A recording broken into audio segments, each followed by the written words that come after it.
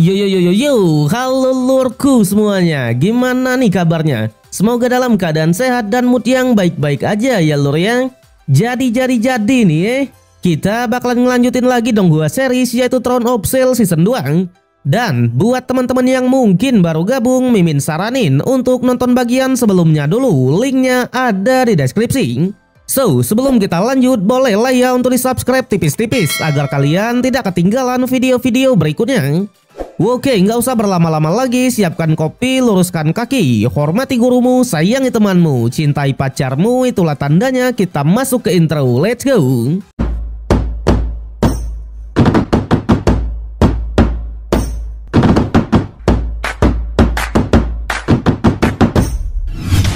Oke lur, mengingat sedikit dari episode sebelumnya, di mana setelah Hao Chen kembali ke masa lalu dan menyelesaikan ujian penciptaan, kita pun diperlihatkan keadaan di gerbang Yulong, di mana Chai Yin dan kawan-kawan sedikit mengkhawatirkan keadaan Hao Chen, Kapten Fang dan Senior Han Yu. Nyatanya 7 hari sudah berlalu dan mereka masih belum menyelesaikan ujian tahta segel ilahi. Meski begitu, mereka juga percaya penuh dengan hasil yang maksimal.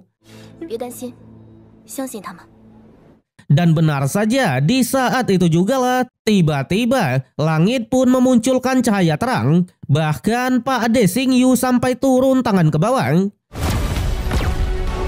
So, menurut Tuan Paladin, jika fenomena langit sudah muncul seperti ini, tandanya dari 3 peserta ujian sudah ada yang berhasil lolos. Yang ternyata sosok pertama yang lolos dari ujian tahta segel ilahi adalah Kapten Fang, ayang dari Yuan Yuan.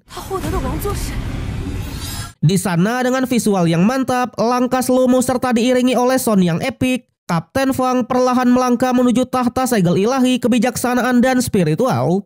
Di sana Kapten Fang juga menunjukkan sedikit kemampuannya yang bisa memberikan buff yang gila, yaitu peningkatan spiritual di seluruh wilayah.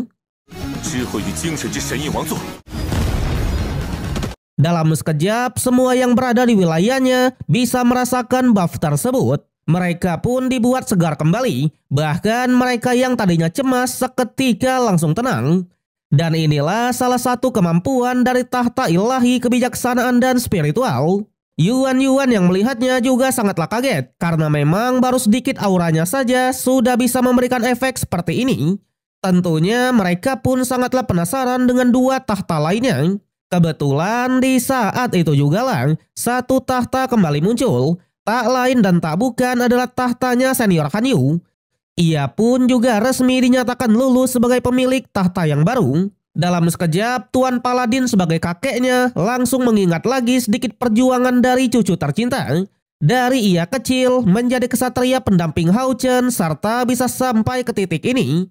Lagi-lagi diiringi oleh sound yang epik, Senior Han Yu dikawal langsung oleh 2 malaikat andalan, malaikat cahaya abadi dan malaikat kegelapan tanpa batas. Sama seperti sebelumnya, dengan langkah yang slow-mo, Senior Han Yu langsung menuju ke tahta segel ilahi ketakutan dan kesedihan. So, jadi dalam sejarah aliansi tak pernah ada kesatria yang bisa mendapatkan pengakuan dari tahta segel ilahi ketakutan dan kesedihan, karena memang tak ada yang bisa mengendalikan 2 elemen cahaya dan gelap yang saling bertentangan. Namun berbeda dengan Senior Han Yu, dia terlahir dari cahaya, tapi juga memiliki monster tunggangan dengan elemen gelap. Karena itulah Senior Han Yu bisa mendapatkan pengakuan dari 2 malaikat tersebut. Lagi-lagi semua pun sangatlah senang, karena katanya dalam sejarah manusia belum pernah ada pemandangan seperti ini. Nyatanya dari 6 tahta segel ilahi, 5 diantaranya sudah turun ke dunia. Namun yang membuat mereka penasaran tetap saja adalah tahta terkuat segel ilahi keabadian dan penciptaan. Karena memang sejak turun ke benua Sengmo, segel itulah yang mencegah kepunahan manusia. Tapi sejak saat itu jugalah segel tersebut tak pernah muncul lagi sampai sekarang. Meski begitu, Pak De Xingyu yakin selama ada manusia yang bisa mendapatkan pengakuan dari segel terkuat, nasib manusia pasti akan berubah drastis. Tentunya mereka pun sangatlah menunggu-nunggu momen di mana hasil ujian dari King Hao Chen. Di sana karena selama 6.000 tahun hanya Hao Chen lah yang bisa mendapatkan kualifikasi dari ujian ini, mereka pun yakin kalau Hao Chen pasti akan berhasil. Di sana di ruangan dari tahta terkuat, Dewa Penciptaan pun hanya mengatakan ikuti saja petunjuk takdir, mencari tahu alasan kenapa ras iblis bisa datang ke sini 6.000 tahun yang lalu. Jadi karena Hao Chen adalah pilihan takdir, setelah ia menyelesaikan misi di dunia ini, Hao Chen harus pergi ke banyak dimensi. Dan kemudian Dewa Pencipta pun benar-benar menghilang mewariskan tahta terkuat itu.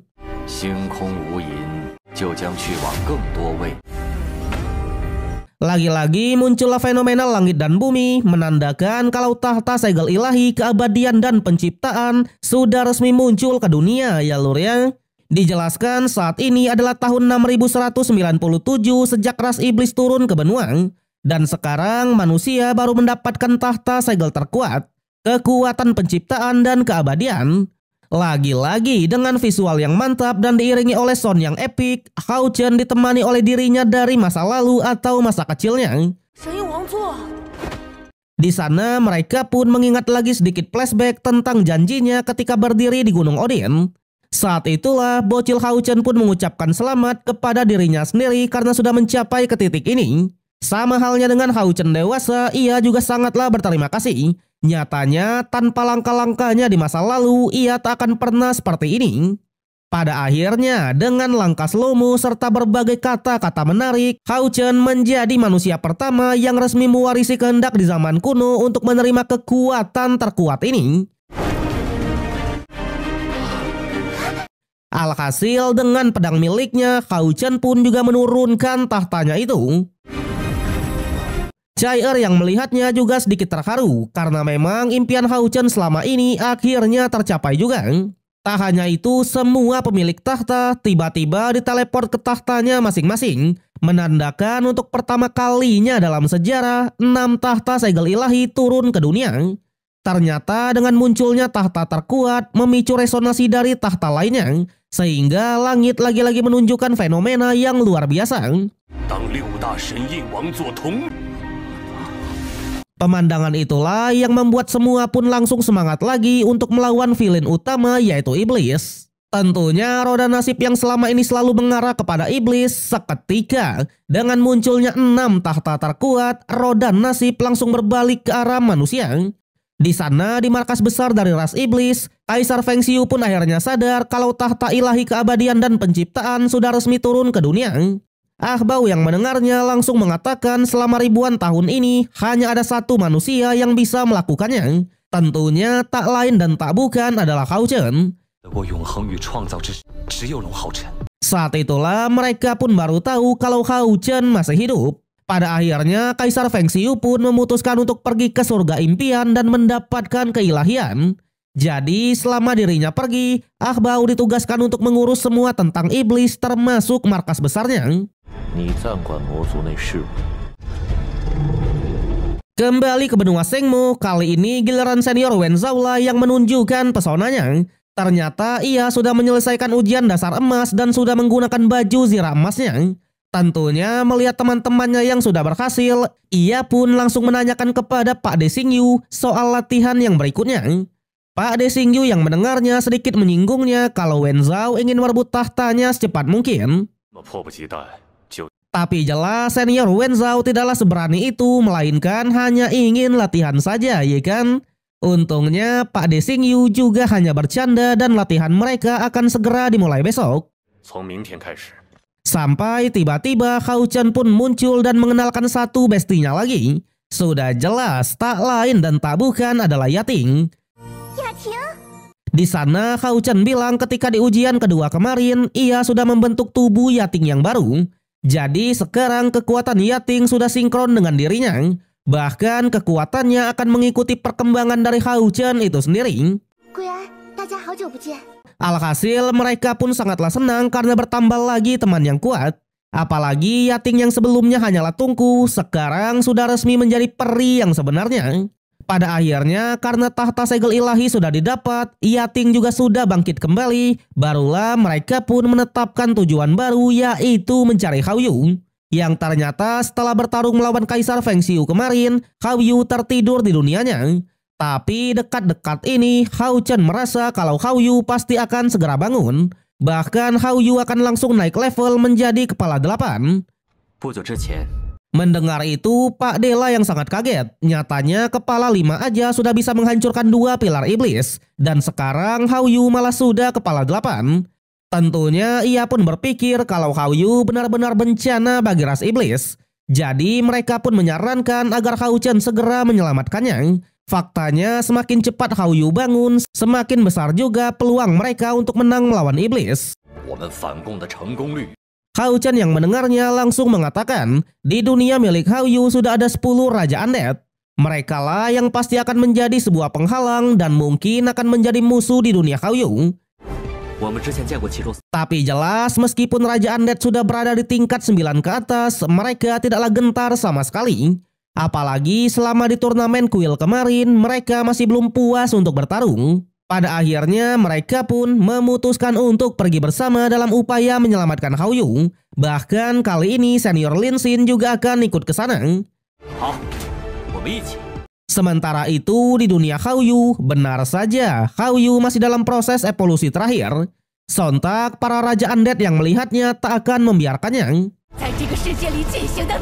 Karena kali ini adalah kesempatan terakhir untuk membunuh Austin Griffin, mereka bahkan menurunkan 10 Raja Undead sekaligus demi misi yang kali ini ya lur ya.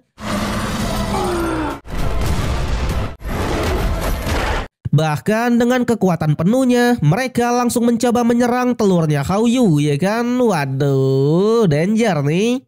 Tapi sayang episode yang kali ini harus berakhir sampai di sini. So, bagaimanakah kelanjutan dari King Hao Chen? Kalau kita lihat dari preview episode berikutnya, di sana Hao Yu lah yang sedikit bertanya-tanya kenapa dirinya tidak diterima di dunia ini.